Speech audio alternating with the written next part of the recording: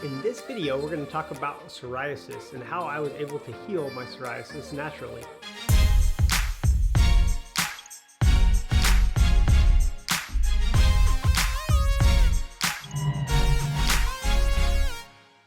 My name's Egan. I love sharing health and wellness tips, and today we're going to talk about psoriasis. Psoriasis was something that I struggled with for years till I actually figured out what it actually was. Over the last several years, I've been finding ways naturally to be able to treat my psoriasis without medication. So the number one cause of my autoimmune condition, as well as so many others, is stress. Controlling stress is huge when it comes to controlling autoimmune conditions and just our overall health. Some tips for that are knowing what kind of things stress you out, what trigger you. I know jobs can be stressful, work can be stressful, having children, taking care of them can be stressful. So it's finding those stressors and doing your best to minimize that. Sometimes it's planning. I think one of the best ways to control stress is knowing those triggers for you, as well as what are you feeding your mind. So feeding your mind is just as important as feeding your body. So if you're constantly consuming bad media, hateful things on social media, so all those things can be a culmination of bad stress on your body and internalize it. So choose what you're feeding your mind. Some good things for me are positive YouTube, motivation, those kinds of things that help feed my mind and try to eliminate that negativity can help to feed your mind the good stuff, and they can help to reduce your stress. So sleep. Sleep is so important. We need about 7 to 8 hours for most people to get that restorative rest to be able to repair our body. Sleep is necessary for our overall immune health, which is the number one cause for all those autoimmune conditions. Some ways to get the best sleep possible is not looking at your phone or consuming TV. That blue light can actually hinder things and hinder our sleep cycle. So the best thing to do is to put down your phone. Don't watch TV about 2 to 3 hours before bed.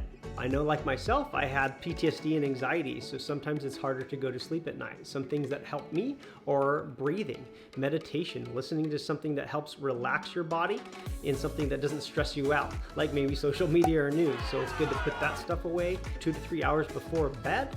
Relax, do whatever you need to do to kind of get that mind ready in order to get that good restful night's sleep.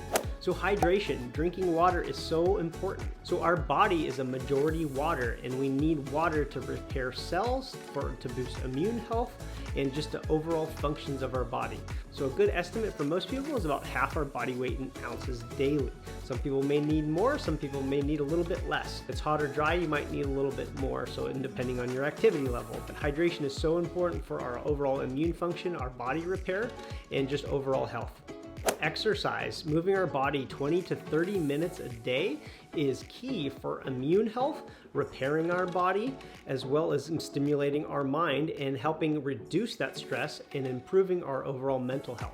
So it doesn't matter what you're doing, as long as your heart rate is elevated, you're moving your body for 20 to 30 minutes. It helps blood flow, helps your immune health, and it helps reduce stress. Diet, eating the right foods is very important when it comes to overall health, and especially autoimmune conditions like psoriasis and eczema.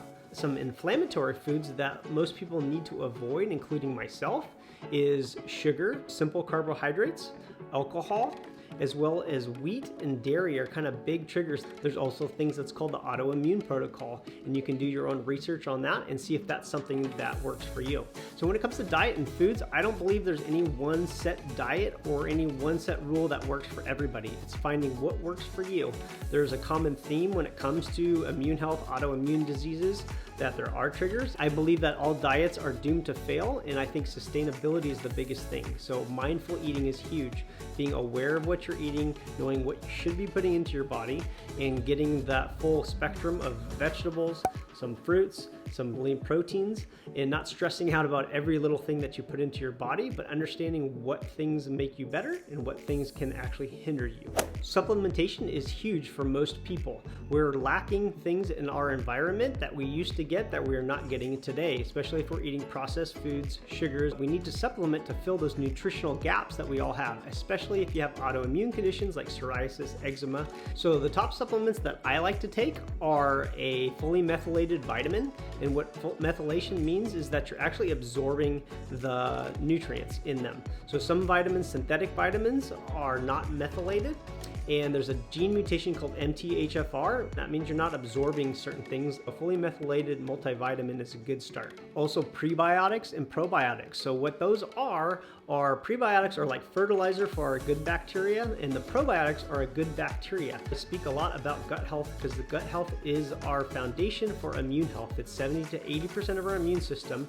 And feeding that good gut bacteria helps to crowd out that bad bacteria, and it helps to boost our overall immune health, and is the root cause of so many things, including many autoimmune disorders. So supplementing with good probiotics and prebiotics to help grow that good bacteria is huge for overall gut health, which in turn boosts our immune health. So let me know in the comments below if you yourself have psoriasis or eczema or some other autoimmune condition. I also want to know what things have worked for you to help with your skin condition. I love to hear back from people. I am constantly learning and want to learn from other people. So give me a shout out, let me know what you think. Thank you so much for watching the video, and I hope there's useful tips for you today, and we'll see you on the next one.